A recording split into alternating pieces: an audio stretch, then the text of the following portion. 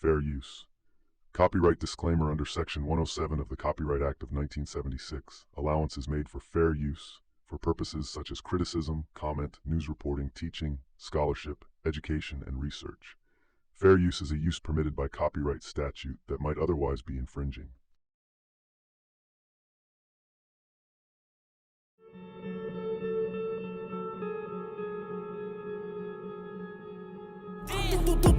Pick your mans up. And just because people used to come through shooting at us every day. And this block, words can't even explain, man. Can't even explain. Yeah, man. Little School Valley, 05 way on money. Young Money, man. They in the building. 600 boy LA, man. LA Capone, man. Get it to him, man. OC2 boys, man. Team Number 9, man. Number 9 shooter, you hear me? Hey, bitch, you little bitch. Yeah. What the fuck is wrong with you? Hey, I am Brick Squad. Yeah, Brick Squad, boy. What the fuck is you talking about, boy? You have to be willing to die or go to jail for 100 years if that's the lane that you're stepping in. You have to understand that whether you're 15, 16, you got to think like a man. You know what I'm saying? So don't be in it. Oh, you're not? Why does everybody say you're only 16 years old? They say what they want to say. How old are you? 300. The story of BayZoo, aka BayBay. This is the story of OTF BayZoo, who was recently gunned down in Little Village, Chicago. Zoo is a real force in the streets and within THF. He grew up in the infamous Cabrini Green public housing projects, where the 1992 horror movie Candyman was filmed. Cabrini Green was a deadly and eerie place to grow up in, and it most likely shaped Zoo into what he became. Once again, as mentioned, a real force.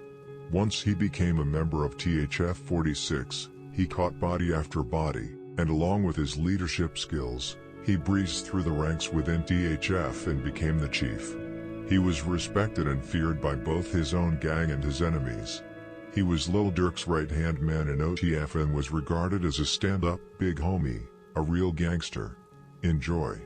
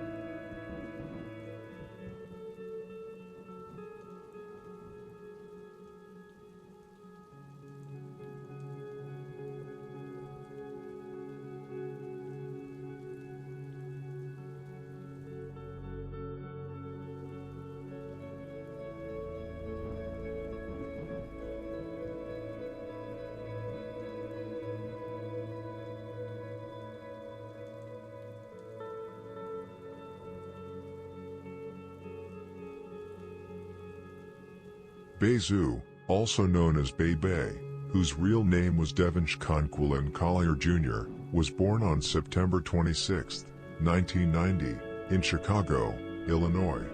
Zoo grew up in the Cabrini Green public housing projects, which at its peak was home to around 15,000 people, most of whom lived in mid- and high-rise apartment buildings. The first Cabrini row houses were built during World War II in 1942, followed by extensions in 1957, and finally the William Green homes in 1962. According to the Chicago Housing Authority, the initial residents of the Cabrini row houses were primarily of Italian descent. However, by 1962, the majority of residents across the full complex were African American.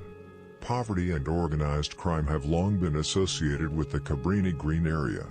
A 1931 map produced by Bruce Roberts, Incorporated labeled the intersection of Oak Street and Milton Avenue, now Cleveland Avenue, as Death Corner, noting it as the site of approximately 50 murders. There were multiple gangs operating in Cabrini Green, such as the Gangster Disciples, New Breeds, Conservative Vice Lords, Mickey Cobras, and Black P. Stones. However, the GDs controlled most of the buildings.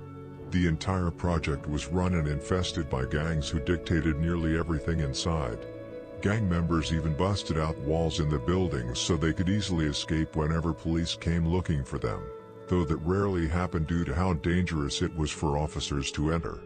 There were essentially lookouts posted at the entrances, and eventually, after the mayor stayed there for a short time, the back door was welded shut, leaving only one way in and one way out. Armed men were even stationed on rooftops with rifles. Cabrini Green was, quite literally, a gang fortress. This is the environment that shaped Zoo's life.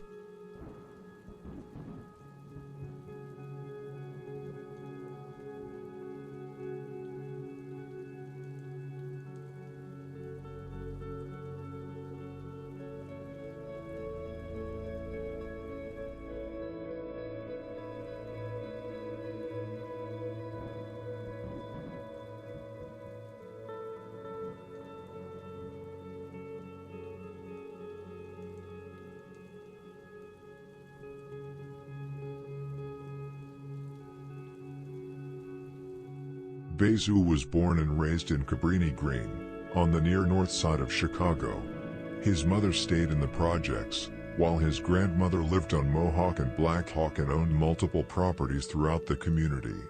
After the projects were torn down, his grandmother moved to Cleveland Avenue, a little distance from the original project buildings. One of the buildings his family lived in was among the first to be demolished. Zoo's grandmother, his mother, raised him there, on Cleveland Avenue, around the 1300 block. He grew up in the same area as Polo G and knew his father, so they were from the same community. Zoo lived with his grandmother until he was around 9 or 10 years old.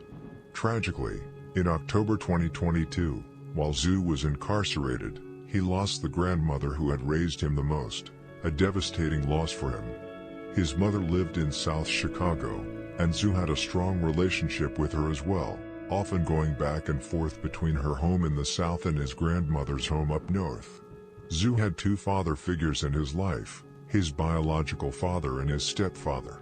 His real father was deeply involved in the streets, but even though he wasn't with Zoo's mother and lived that lifestyle, he always remained a presence in Zoo's life. His stepfather, on the other hand, also played a major role, and he and Zoo's mother have been married for over 30 years.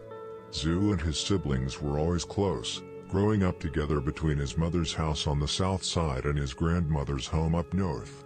His family has always been tight-knit.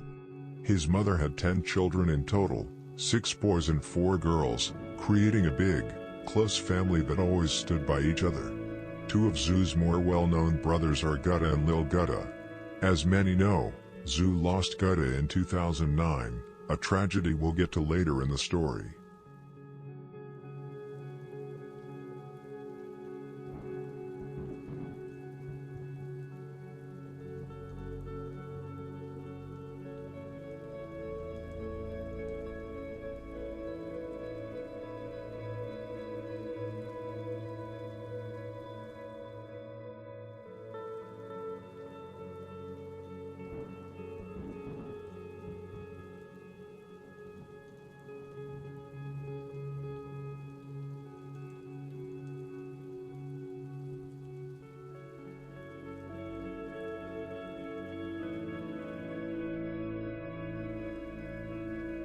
While living in Cabrini Green, Zoo earned the nickname BayBay when he was around 8 years old. Even as a kid, he was wild and fearless, always getting into mischief. He used to pull hit and runs in convenience stores, shoot taxi drivers with BB guns, and throw rocks at cars. Basically, he was a badass little kid who was always up to something, which is how he got the nickname BayBay, a name that some people actually called him all the way until the end. Zoo once mentioned in an interview that he used to mess with animal control trucks when they came around to pick up stray dogs. While the workers were busy catching the dogs, he would run up to the truck and open the doors, letting all of the dogs out, just because he thought it was funny. Zoo was very angry as a kid, which caused him to grow up as somewhat of a bully in grammar school.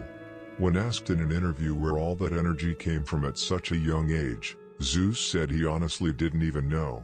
He was a real project baby. He explained that he was angry as a kid, probably because of growing up in poverty. His grandmother on his father's side had things together, but he was still from the projects, surrounded by people who were just like him, wild and bad as hell. He described how he and his friends used to flip on dirty, pissy mattresses, run around the neighborhood causing trouble, breaking white people's windows, sneaking into bike shops, and riding off on brand new bikes. "I always did bad stuff," he said. "It wasn't bad parenting, I was a good kid at home. But once I got outside, I turned into one of those sneaky little kids who didn't want their mama to find out what they were doing." He added that his mom didn't know about most of the trouble he got into, and since he rarely got whoopings, he didn't really learn his lesson early. "A lot of people used to get whooped back then, I barely did," he explained. "When I first got caught smoking, I thought I was about to get my lungs knocked out. But nah, I just kept being bad as hell." That attitude carried over to school, where he started fighting and getting into it with people. That's how the bully side of him came out. "In this life, you win some, you lose some," he said. And the fifth block, he stopped by the police. The blacks have to change it. The blacks, they see, a lot of people sit around and talk. Talk ain't gonna do nothing. You have to change it. People can go for many years over here probably talking about Jane Byrne ain't doing this, the white people taking over. You have to change. If you want to see a change, the people have to change it. So that means the black youth gonna have to change everything. The black generation coming up now, the ones who most are locked up in jail, and the ones that's out here, they're gonna have to change. They got to change it for the younger blacks that's coming up. All the blacks come together as one, instead of fighting each other and killing up each other. Zoo often spoke about growing up in Cabrini Green, one of the most notorious public housing projects in America. He said that even from a young age, he witnessed violence and chaos around him. From grammar school on up, even kindergarten, I was seeing people getting sniped off buildings, he recalled. The police had no control. The game was so organized, so much money was moving, they couldn't shut it down. People were running ramps, shooting from the apartments, escaping through holes in the walls into other apartments. It was wild growing up there. He mentioned some of the neighborhood's infamous figures and locations, like Cooley Highway, Cabrini Green, and the Candyman. Zoo also talked about how the movie Hardball was supposed to feature Cabrini Green, but the filmmakers were too scared to shoot there. They took the talent out west somewhere, he said, explaining that the community's reputation was so intense that even a movie crew wouldn't enter. Reflecting on his childhood, Zeus said witnessing the street life sparked his early interest in the game. "Watching my older brothers and the guys I looked up to move money and run things, it had me excited from a young age," he said. He described himself as advanced even as a kid, calling himself a puppy off the porch, already aware of the dynamics of the streets. Despite the dangers, he said his older relatives and mentors encouraged him to stay in school. "They weren't forcing me into the gang life," he explained. "It was just the excitement of seeing how they moved, the money, the respect. That's what stuck with me." When asked whether growing up there was exciting or scary, he said simply, "Obviously, I didn't know any other way. That was life for me."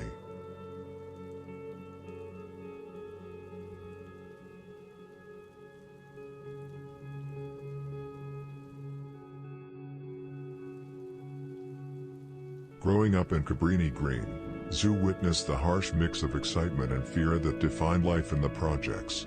He remembered one tragic moment that stuck with him for years. A man from one of the nearby buildings accidentally shot and killed a child who had simply been playing outside. Incidents like that were common, part of the constant tension between buildings that were at war with each other. For Zoo, life in Cabrini Green was both thrilling and terrifying. Even as a kid, he was strangely fascinated by the chaos around him. Violence, crime, and poverty weren't shocking to him, they were normal. He grew up surrounded by it, wanting to understand it, even drawn to it in ways he couldn't explain. His family struggled deeply. He remembered being homeless at times, staying in shelters, and going without basic needs. His grandmother on his father's side owned several buildings in the area and was financially stable, but on his mother's side, things were much harder. Living in the projects meant everyone was in the same situation, struggling, surviving, and relying on each other.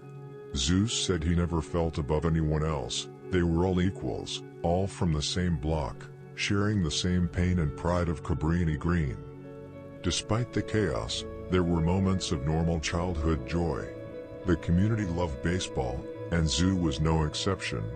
While others played basketball or football, he was passionate about baseball, playing on local youth teams that even competed in championship games.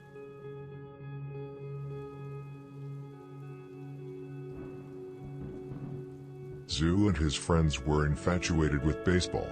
It was the sport everyone in the neighborhood played. Zoo himself was a standout player, holding down shortstop and third base, two of the most active positions on the field. He used to say that playing shortstop kept him sharp because right-handed batters almost always hit the ball in that direction, so he had to stay ready every second of the game. Baseball was huge for Zoo when he was a kid. It was a major part of his childhood in Cabrini Green, something that brought fun and focus to a chaotic environment. But as he got older and became more involved in street life and later hip-hop, baseball slowly faded from his world. He once mentioned that he didn't realize how big baseball still was until years later, when he was playing poker on a live stream against a professional player from the Angels. People began flooding his messages, shocked and excited about the connection. It reminded him just how major baseball actually was, still bigger globally than football or basketball, even though in his world, you rarely heard about it anymore. In 2002 or 2003, when Zoo was around 12 or 13 years old, he moved to the south side of Chicago, more specifically, to the Low End.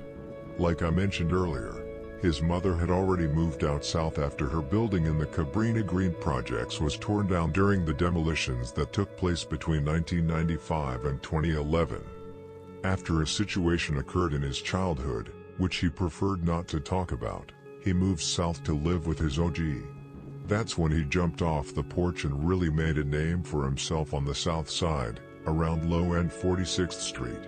Zoo started hanging out primarily around 46th Street, spending most of his time in the Bronzeville and Hyde Park areas. More precisely, he came up around 46th and 24th, near 44th and Princeton. Pretty quickly after moving to the Low End, Zoo started getting into real trouble with the law and began getting arrested by the police. In an interview, Zoo mentioned that he started getting arrested around the age of 13, which was right around the time he had moved to the Low End.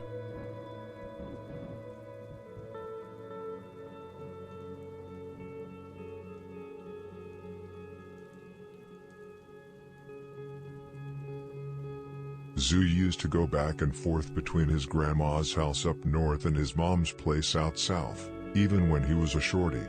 So when he finally moved south, it wasn't like he was going somewhere new. Everybody in that neighborhood already knew him. The only difference was that he had been going to school up north before. When he moved to the south side, it was a whole different environment compared to Cabrini Green. Out south, especially around Hyde Park, things looked a lot nicer. Zoo would say that if you rode through his neighborhood, it looked like glitter and gold. Barack Obama and Louis Farrakhan had lived in that area, which gave it a more upscale reputation. On the surface, it looked calm and well off, But once you actually lived there, you saw the other side of it. His part of the community stretched from 43rd to 47th Street, from Cottage Grove all the way to the lake, a big area on the low end with different sets and sections. Even though it looked peaceful, there was still plenty going on in the streets. By the time Zoo got there, he had already seen a lot growing up in Cabrini, so nothing really surprised him. It wasn't like he was some new kid trying to fit in or prove himself. People already knew him and what he was on. He said he was a little fake bully when he was younger, always confident and ready for whatever came his way. That's how he built his name and how people started to recognize him around the South Side.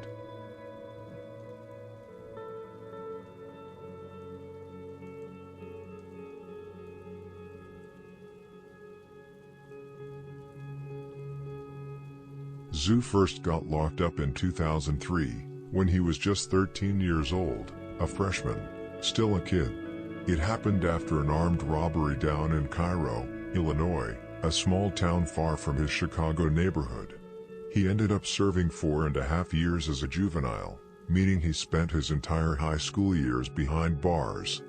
Back then, Zoo was living with his mother on the low end in Chicago, but he was already wild, skipping school, stealing cars, and running the streets. His mom couldn't control him, so she decided to send him down south to Cairo, where his grandmother lived, hoping the slower life would calm him down. It didn't work. At first, Zoo thought it would just be a short visit for a family reunion, but his family left him there with his grandmother when they returned to Chicago. "They tricked me," he later said. Cairo was quiet, the stores closed early, and the whole town shut down at 6 in the evening. For a kid used to Chicago's fast pace, it felt like a different world. He started getting into fights at school and eventually fell in with some local kids who were just as reckless as him. One of them had a brother who was known for getting into trouble. He even led police on a high-speed chase through the tiny town, which Zoo happened to witness from his grandma's porch.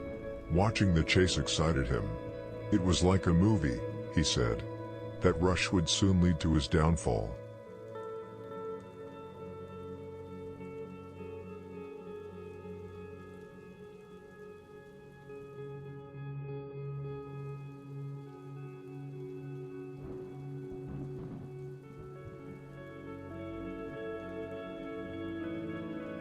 Bored and restless, Zoo started plotting ways to get back to Chicago. He came up with the idea to rob a liquor store, thinking he could use the stolen money to make the trip home. He asked his friend and his friend's brother, the same one who'd been in the chase, to be his driver. They planned the robbery for about 2 weeks. When the day came, Zoo walked into the liquor store, wearing gloves and armed, thinking the store's lottery machines held thousands in cash. But after pulling it off, they only got away with around $900, barely anything compared to the risk. He didn't realize until later that he'd made a fatal mistake. One of his fingerprints was left behind on the counter. A few days later, the police swarmed the area and arrested him. The friend he'd planned the robbery with had already been in trouble for other robberies, and police used that connection to link Zoo to the crime. He was charged with armed robbery but was tried as a juvenile, not an adult, because of his age. Still, the sentence was heavy, 4.5 years in juvenile custody. Zoo spent his teenage years locked up in St. Charles, Joliet, and Harrisburg youth facilities. "I told my mama I'd rather take juvenile life than get transferred to adult prison," he said. By the time he came home, the world had changed. He'd lost his teenage years to the system, and that experience hardened him. Over the years, Zoo would be in and out of jail several more times. He estimated around 12 years total, with most of his adult charges being parole violations rather than new crimes. Even though he racked up a long arrest record, Zoo often said he never had a bad background, meaning no serious convictions beyond those early mistakes. Still, that first robbery and the years he lost inside shaped much of who he became.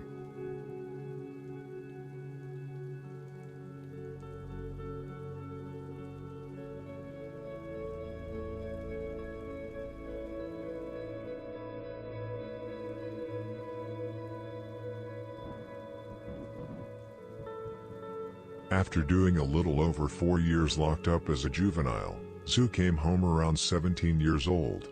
He'd spent time in Harrisburg, St. Charles, and Little Joliet, bouncing between facilities because he couldn't stay out of fights. "I was bad as hell," he said.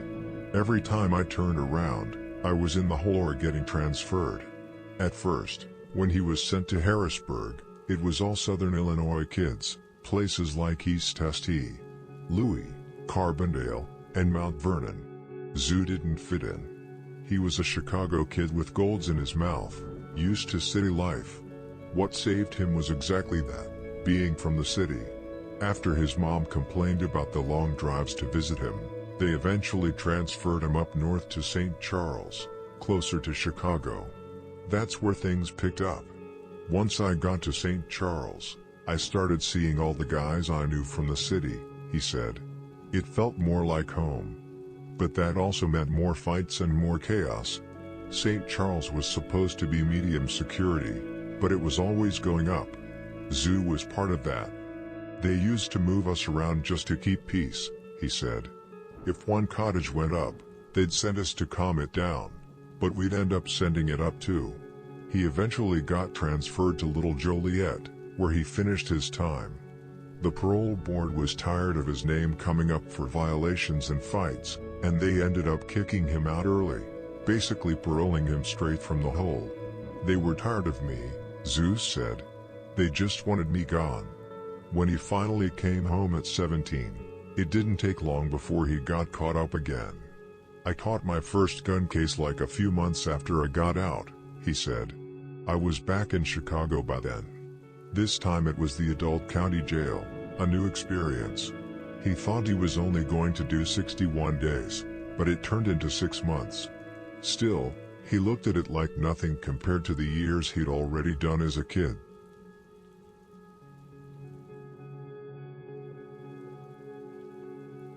When Zoo came home around 2006 to 2007, he was finally back in Chicago after doing years in juvenile. The system was still playing with him though. At first, they tried to have him on both juvenile and adult parole, which didn't even make sense. After a couple months sitting around waiting for the parole board, they finally told him he couldn't be on both and kicked him out. That was that. He was free, back outside, and ready to live life again. It didn't take long for things to heat up. Not even a year later, Zoo caught his first adult case, a gun charge. Back then, it wasn't like now with everybody running around with 30s and switches. In 2006, 2007, it was all about revolvers. Zoo had a .357 that he loved. He'd been around guns since he was a kid, watching his older brothers handle them, so by the time he was a teenager, it already felt normal. Guns, to him, weren't about trying to be tough, it was just protection. He was always into some kind of trouble, robbing, fighting, just being wild. Carrying a gun felt like a part of survival. Zoo was heavy into robbing back then, that was his thing. He got away with a lot of jobs, and most of his moves weren't about hurting people, they were about surviving and making money. Guns were part of the lifestyle, but he wasn't carrying them just to inflict pain. They were tools for protection and control, not his primary aim. After that, his records started piling up. He was getting locked up over and over, sometimes for a few months, sometimes just violations. The rap sheet got long, but he never went down for any serious violent case. However, soon enough, Zoo would start getting arrested for very serious crimes.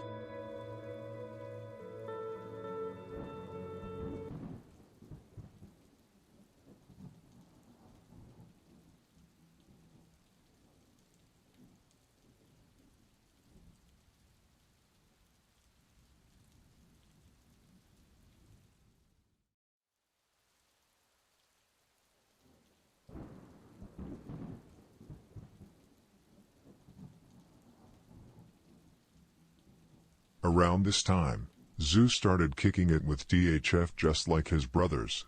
He linked up with a lot of the guys who would later become well-known members, people like Bob O, who he used to hit licks with back in the day, along with Twilla, Billa, Carl, Chino, Quint, Bucky, Black, TP, Rome, Lil Law, and plenty more. One of the closest to him was Bruh from THF46/Week City, a straight menace in his own right.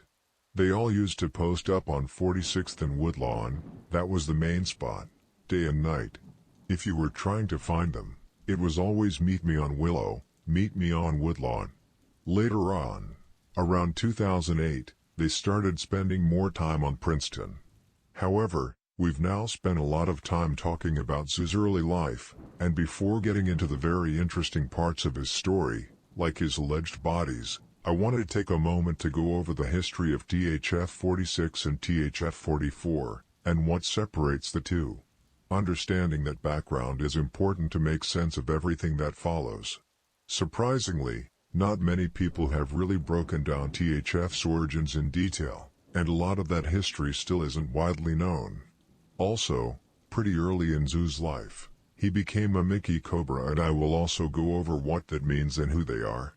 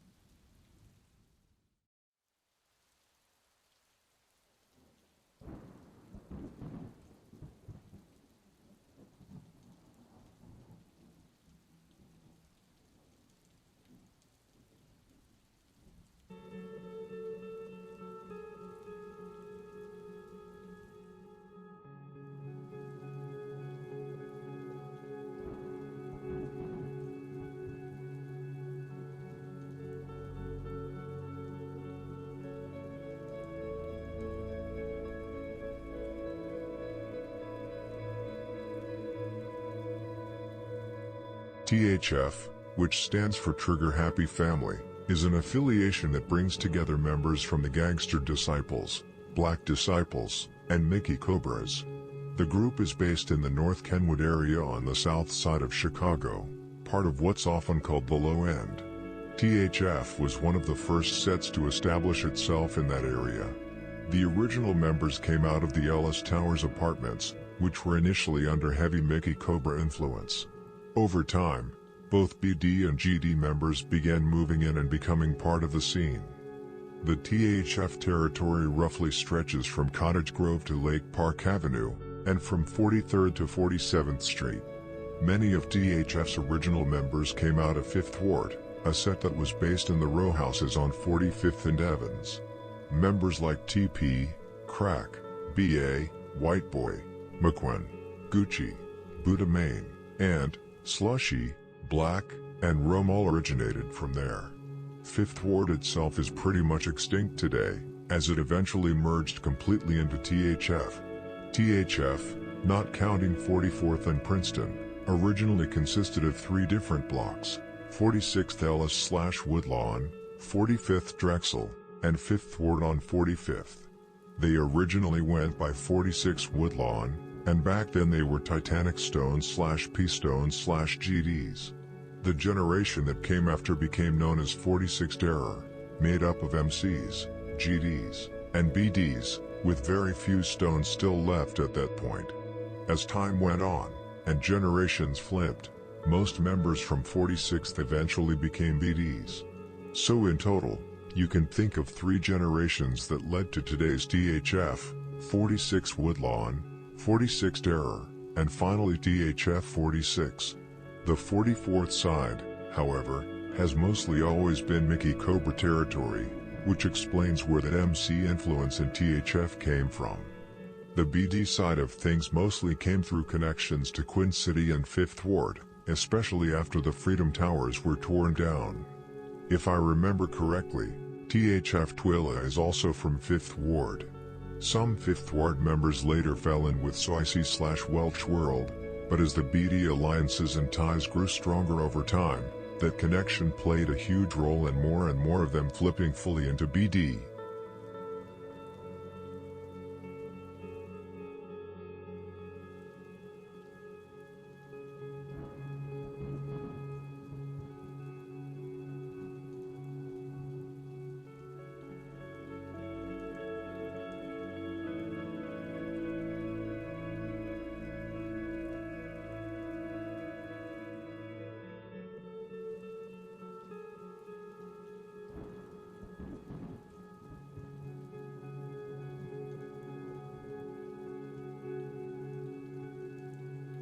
To really understand THF and where it came from, you first have to understand the history of 46, the neighborhood that built many of its members. Contrary to what a lot of people think today, 46 wasn't originally tied to one single gang or set. It came up as more of a family, a close-knit group of people from the same community who looked out for one another before the gang wars and divisions we see today ever took hold. The older generation from 46, the ones who came before the modern THF era, operated on different principles. They were Stones, GDs, and even a few BDs, but none of that mattered much within their neighborhood. They all shared one identity, 46, and the idea of unity over division ran deep. Back then, being from 46 wasn't about gang politics, it was about protecting your block, your people, and your name. BayBay, one of the OGs from that era, and father of Ruga and Lil Scrap from Mob, explained that he was just 13 years old when he was blessed into 46 by his big cousin and mentor, Molo, who was a Stone and a major influence in the area.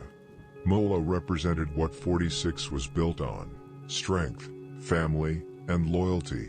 When the young homie told him, "I want to be 46, Molo simply replied, "Shorty, you is 46. That moment, he said, marked the start of his journey, and it's where symbols like the pinky and thumb, a sign used among 46 members, originated. Back then, 46 was a unified community. If you came to their block with disrespect or confusion about affiliations, you'd get handled. It wasn't about Stones or GDs or BDs, we were all one, the OG explained. If you came over there with that goofy stuff, we'd beat you. As the years went on, 46 evolved.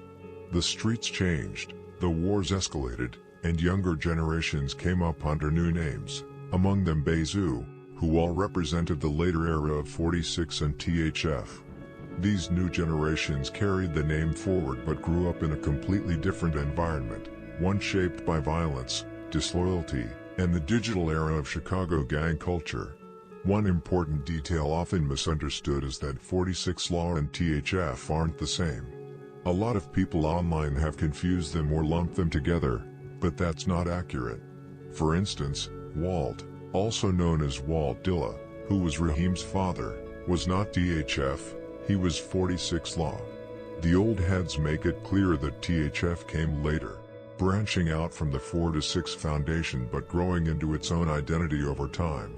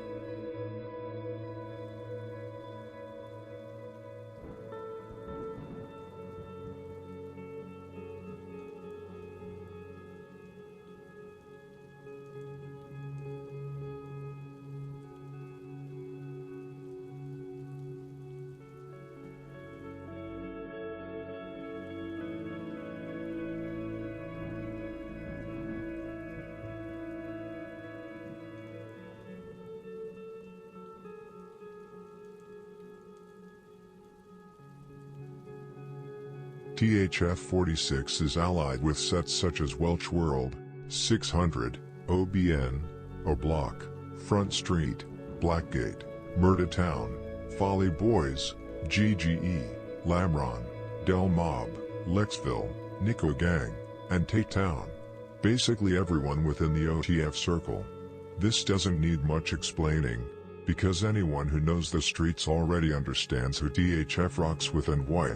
Over the years, there have been small frictions between THF and some of their allies, but nothing serious enough to break those bonds. BayZoo has always led THF with a mature kind of leadership, rarely entertaining the petty drama or street politics that could destroy relationships and start new wars. He stayed focused, real, and respected. Big Lay from THF46, father of Ruga and Scrap from Mob, once told a story that shows exactly who Zoo was. Not long before FBG Duck passed, a situation went down at a club where one of Les's younger cousins got hit up. Rumors started to spread, and somebody threw Zoo's name in the mix, but it turned out to be false. Instead of letting it spiral, Zoo called Lay directly to clear it up. He told him, "Lay, next time something like that happens, hit me directly." They talked it out like men, and Zoo made it clear it wasn't him and that he respected Lay and his whole family. To make sure there were no misunderstandings, Lay even got Duck on the phone, and the three of them spoke together. On that call, Zoo told Duck straight up that he didn't have any problems with him or his people. "I'd never have an issue with your cousin or your sons," he said. "I'm not in that extra beef, I stay out of the drama." That was BayZoo, real, level-headed, and grounded in respect. He wasn't into unnecessary beefs or clout chasing. He carried himself like a man. As Lay said at the end of the story, Zoo was his little homie, his man. They didn't always agree on everything, but the respect was mutual. And that's the lesson the younger generation needs to understand. It's not always about revenge or drama, sometimes it's about communication and respect.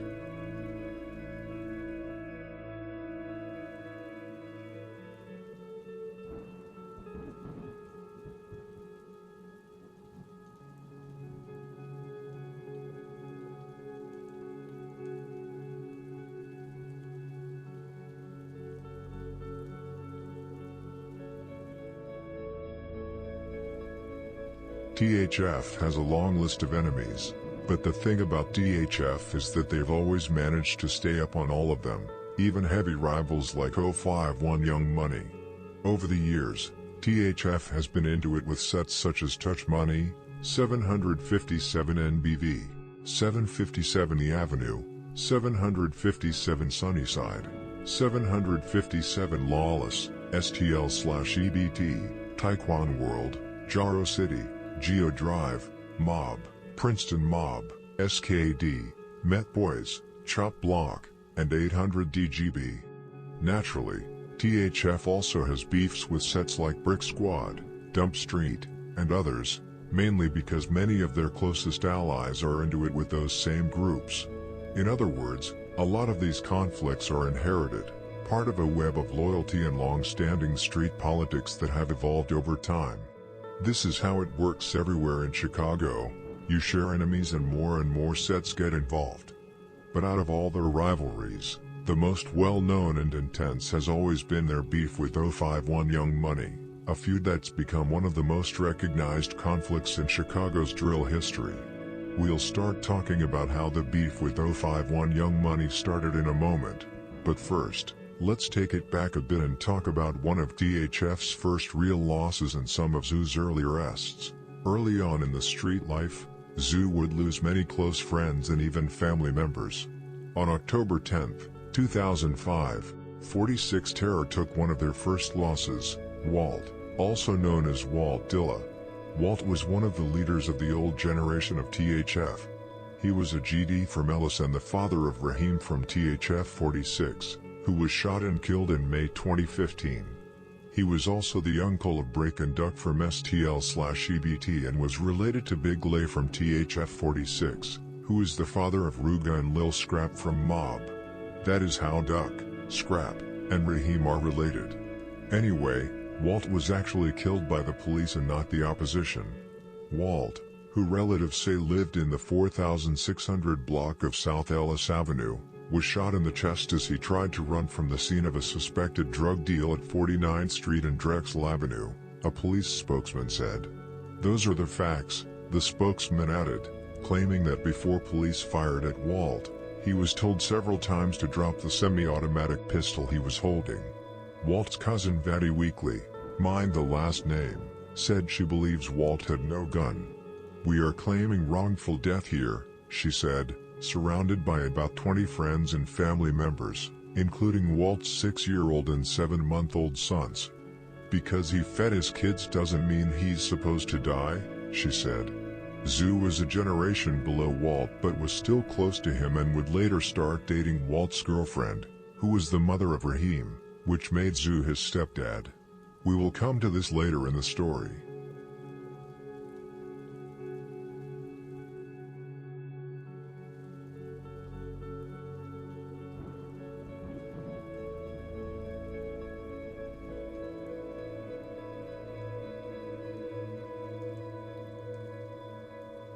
Two years later, in 2007, Zoo lost a very close friend whose name has become very famous since Zoo always used to merch on his name. I'm talking about Carl from THF46. There isn't a lot of information about Carl, but what is known is that he didn't die from MOPS, but from cancer in 2007. Carl was one of Zoo's closest friends during the mid-2000s. They were always around each other, and Zoo had a lot of respect for him. TP from THF was also close with him and even made a song dedicated to him named Carl Jackson. Drilla from 051 once mocked Carl in the song 51 Dead Ops where he rapped, "Smoking on Carl, he died from cancer." There really isn't much more to say about this loss other than that Zoo was clearly moved and affected by it. It changed him. Now we have come to 2008, and Zoo was steadily getting arrested by police. In March, he was arrested for domestic battery, and in May he was arrested for battery once again. Then, in July, he was arrested for shoplifting. It was mostly petty stuff. Weirdly, he didn't get arrested for gun crimes or shooting, even though he actually did commit shootings in 2008 along with other THF members.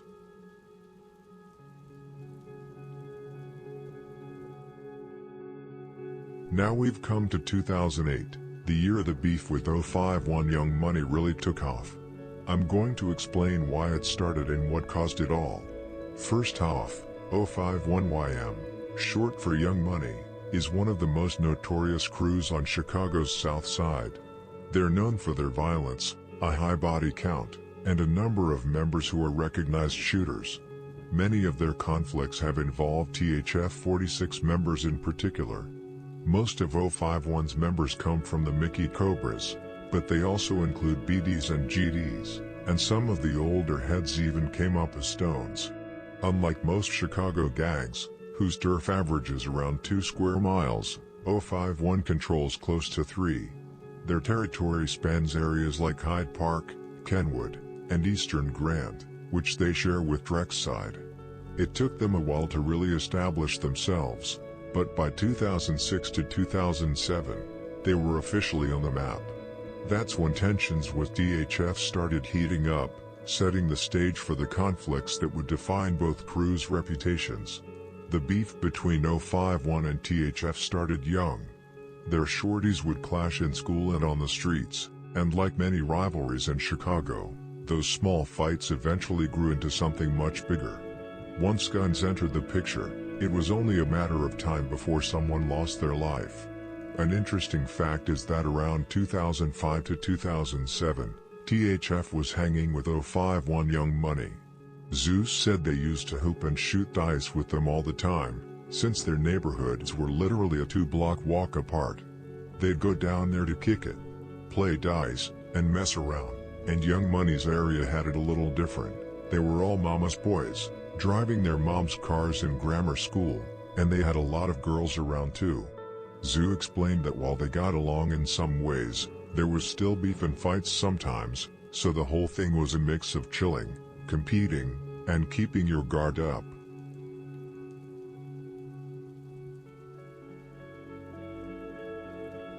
Now we've come to 2009, the year Zoo allegedly caught his first murder. This was a significant moment in his street life, one that would later catch up with him. In 2014, Zoo was arrested in connection with this murder, but after the legal process, he eventually beat the case. What happened was that on July 5, 2009, Zoo, allegedly alongside Buddhaman and Brubra from THF46, gunned down Dominic, also known as So Big, from Dirty Low/Touch Money. According to witnesses, Dominic was shot after several people exited a gray Chevrolet Monte Carlo and opened fire. For context, Dirty Low is a set primarily made up of gangster disciples based around 47th and Vincennes, with boundaries roughly from 47th to 48th and King to Vincennes. Touch Money, a set that is barely around today but was once aligned with 051 Young Money, operated around 45th and Evans, with turf from 45th to 47th and King to Cottage Grove. At this time, 46 had taken over parts of their block, and even Bula Gang, allies of Touch Money, were claiming that Touch Money's ops had taken their turf. Dominic was pretty much a known factor in the streets. When reading the report, it seems more like Zoo, Buddha, and Brubra just happened to spot him, thought he was with it, and therefore hopped out on him.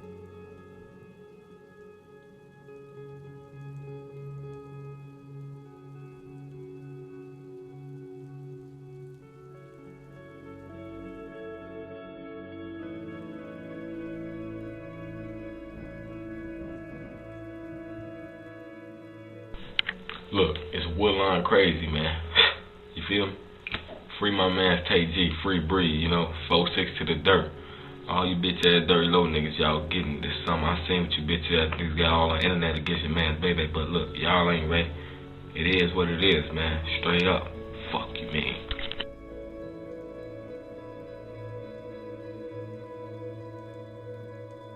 In November 2014, 5 years after the incident, Zoo was charged in connection with the fatal shooting of Dominic that occurred over the 4th of July weekend in 2009. He was arrested early at the home of rapper Lil Durk, who was living in Orland Park, a southwest suburb, and was also charged with weapons violations after 2 guns were found in the house. Prosecutors stated that Dominic had been standing outside when Zoo allegedly approached him and asked about his gang affiliation. After Dominic responded, Zoo allegedly pulled out a gun and fired multiple times, killing him. Zoo and another THF member then reportedly went through Dominic's pockets, taking his money before fleeing in a waiting vehicle. Multiple witnesses identified Zoo as the shooter, with at least one seeing him armed immediately after the shooting. At the time of the arrest, Zoo also had a pending unlawful use of the weapon case from January 2014. Zoo allegedly had several friends snitch on him during the investigation. Brubra allegedly snitched, which Zoo has confirmed many times. He was also allegedly snitched on by 2 people who were present in the car during the murder. According to documents, their names are Marty and G-Man, and both reportedly snitched on Zoo for killing Dominic. However, despite all the witnesses and snitching, Zoo managed to beat the case in late 2017 or early 2018 and was released due to lack of clear evidence.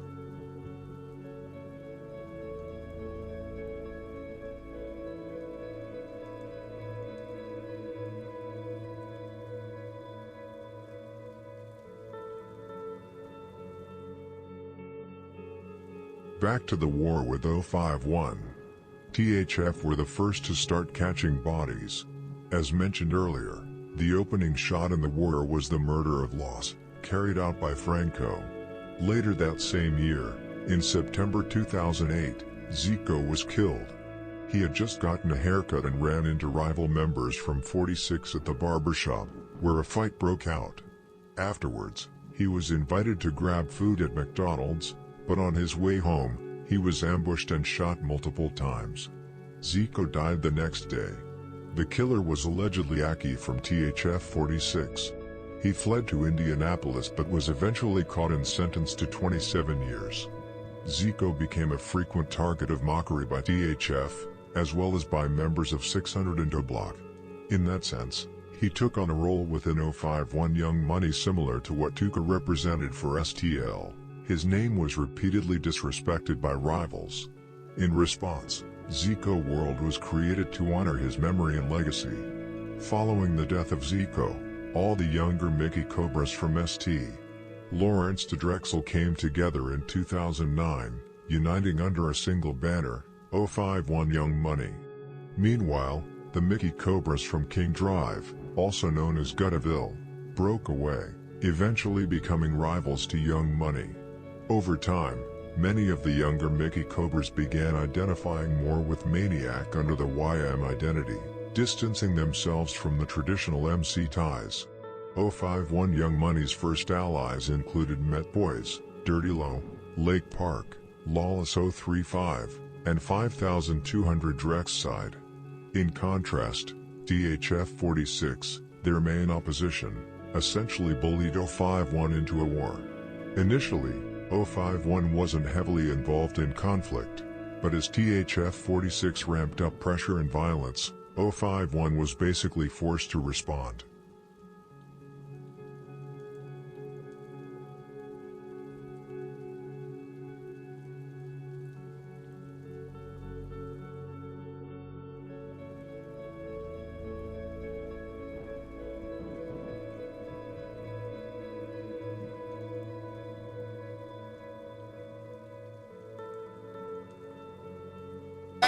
Yo, what's up, baby? What's up, baby? What's going on, baby? Hey, boo.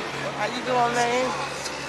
Hey, Tay, what's up, baby? What's going on, baby? No in, right, bro? That's right, baby. Folks is crazy, baby. And you got that mafia too. I quit. I'm in the car with T-Bob.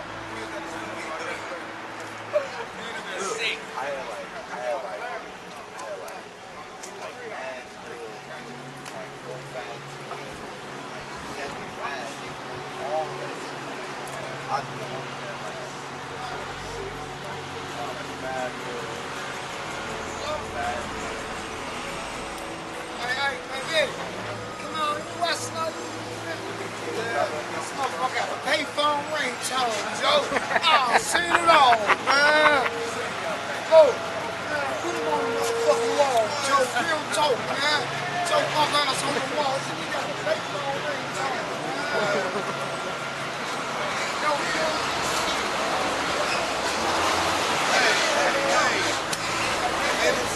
Hey, I'm gonna holler at y'all. Love, baby. Retaliation from 051 came in 2011, and during one of those shootings, Zoo was inches away from losing his life. By this point, members of 051 had fully accepted the reality of their situation and were becoming increasingly comfortable with gun violence. Young Money was furious after the murder of Zico, and by this time, the members had already begun to fully embrace the escalating street warfare.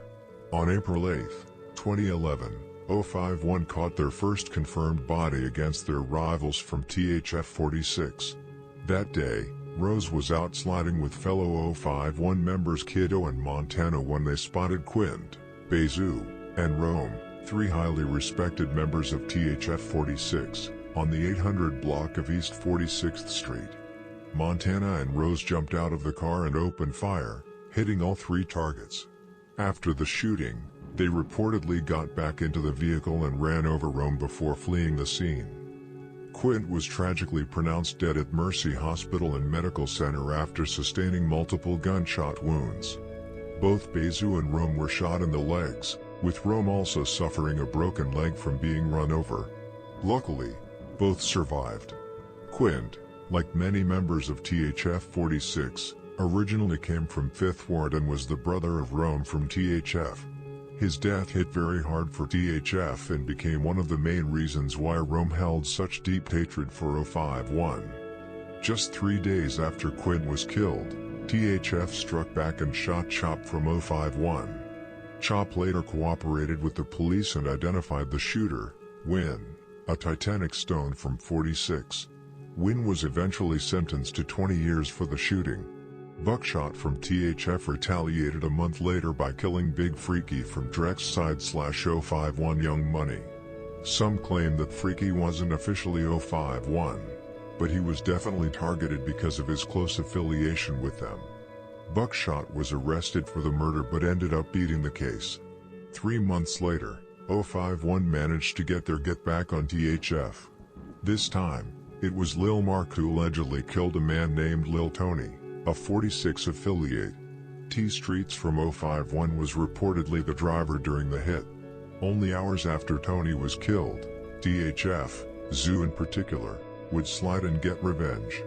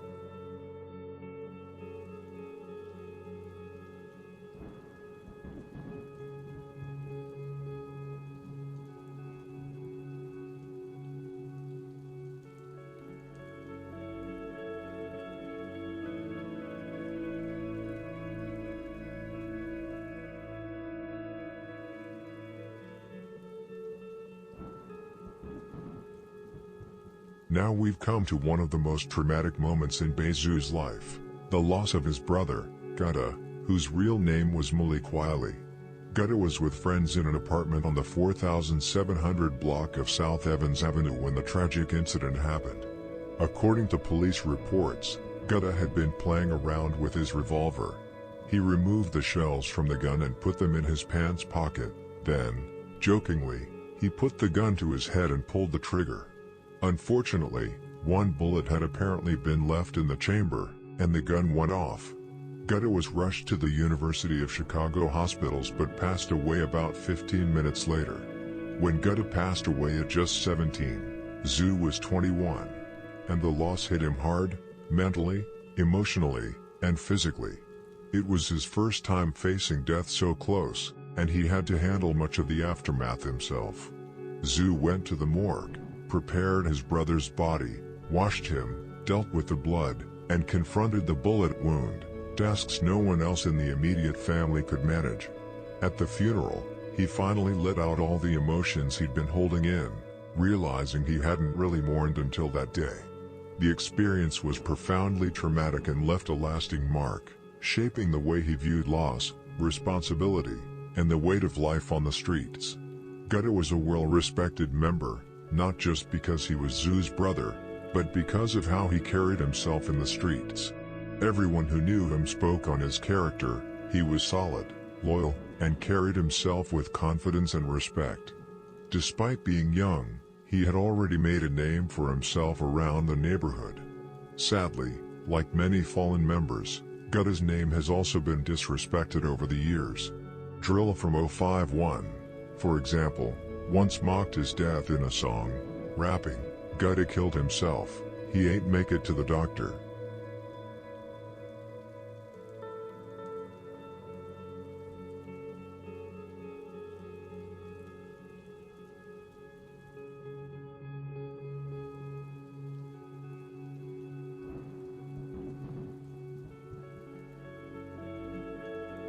BayZoo found out about his brother's death in a tense and chaotic way. He was in the shower when he noticed his OG calling him over and over again. He instantly knew something serious had happened. Feeling that something wasn't right, he told someone to call his family to find out what was going on. When he got the news, he rushed straight to the scene on Evans, but by the time he got there, it was already taped off as a crime scene, and police wouldn't let him through. Frustrated and desperate, BayZoo ignored their orders and tried to get in, which led to him being temporarily detained at the station. Sitting there, reality started to sink in. Once he was released, He walked from 51st all the way back to 46th, trying to process what had just happened. Later, when he finally saw everything firsthand with his OG, the full weight of the tragedy hit him, leaving a deep mark that would stay with him forever.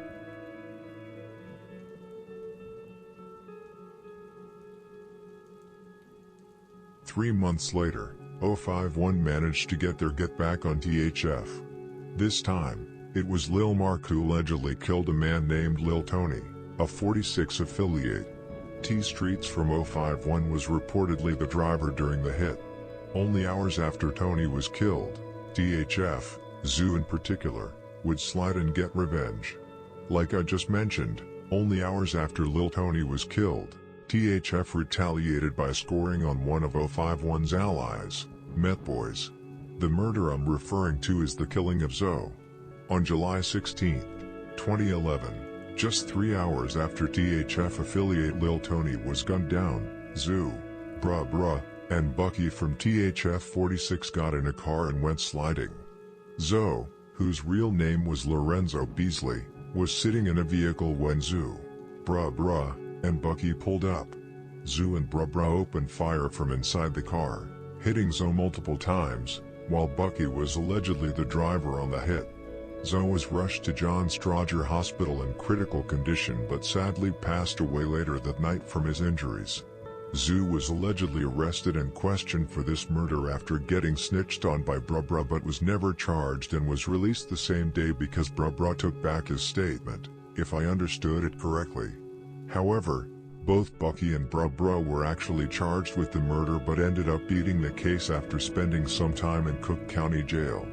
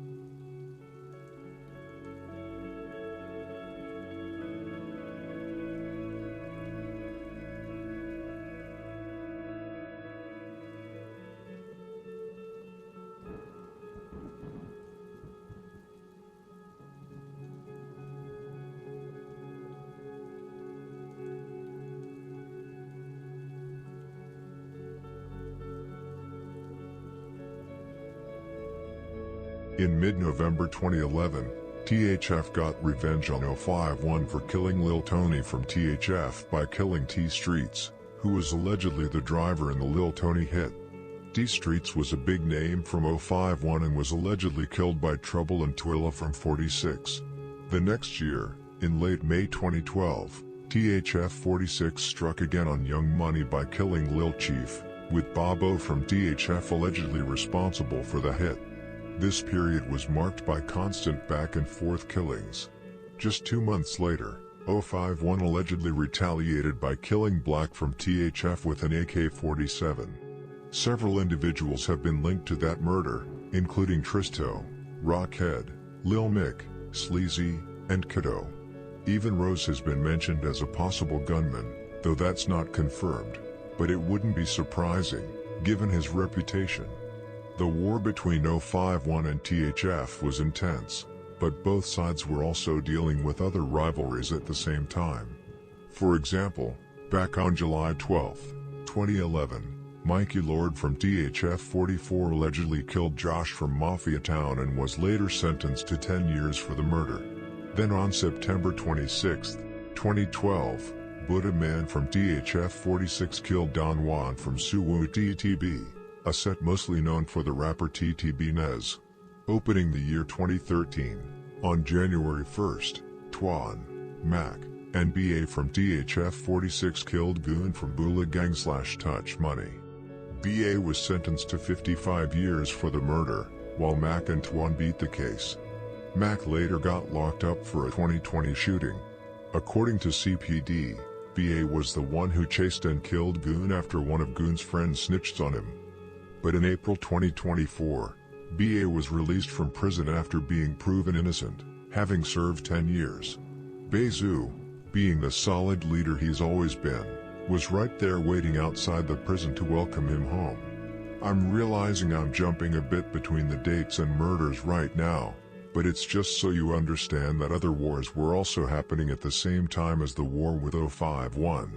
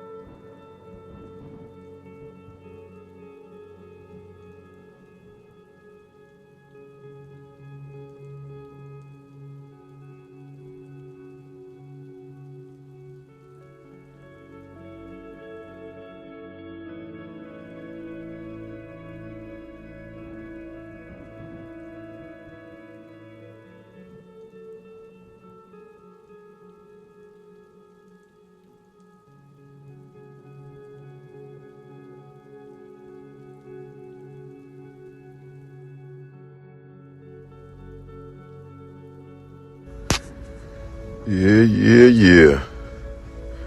Y'all know what time it is, man. Another one in.